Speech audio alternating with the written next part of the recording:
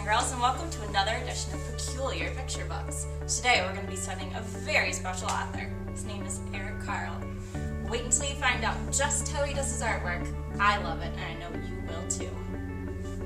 So here he is, Carle, born and raised in New York State, just like all of you. In fact, if you look at the map, he was born in Syracuse. Mr. Carle always knew he wanted to be an artist. However, he didn't always want to be an author. So before he became an artist and author, he paired up with this guy, Bill Martin, and wrote a couple fantastic children's books that I'm sure we've all read before. After about 5 years of working with Bill Martin, Carle got brave and started writing his own children's books. He's written over 200 bright and colorful books.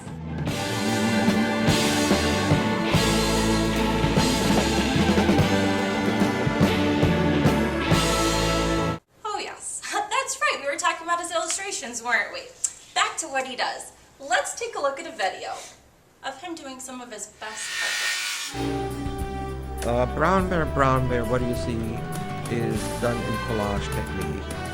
For that purpose, I bought colored tissue papers, which are available in art or stationery stores, and essentially cut out pieces and paste them down on an illustration board.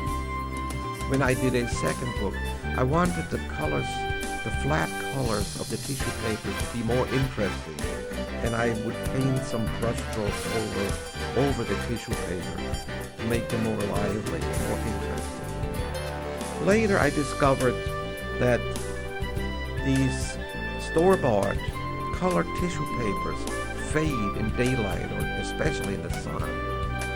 And that's why I started to use white tissue papers only, and I paint over them with acrylic colors in all kinds of colors and all kinds of textures. And then I sort them out, and I have piles of reds, piles of blue colors, piles of yellow colors, and then I have piles of dotted papers, piles of papers that have lines in them, scratch papers, prints on them.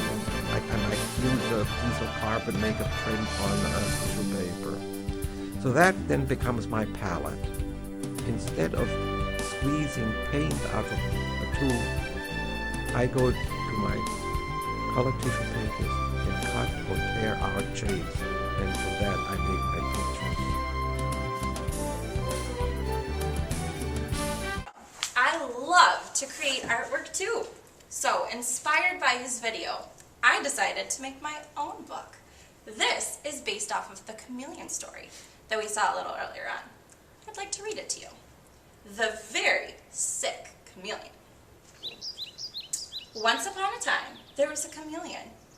One summer day, he was climbing up a tree, hopping from branch to branch, when he spotted a yummy fly zipping around him. The chameleon flicked out his tongue and pulled the fly all the way to his mouth. He thought to himself, this fly doesn't taste normal at all. This fly tastes bitter. Yuck! The next day, the chameleon was sickly green.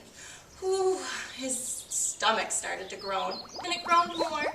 He thought to himself, my belly hurts. The chameleon then went to lay down on his bed and took some rest.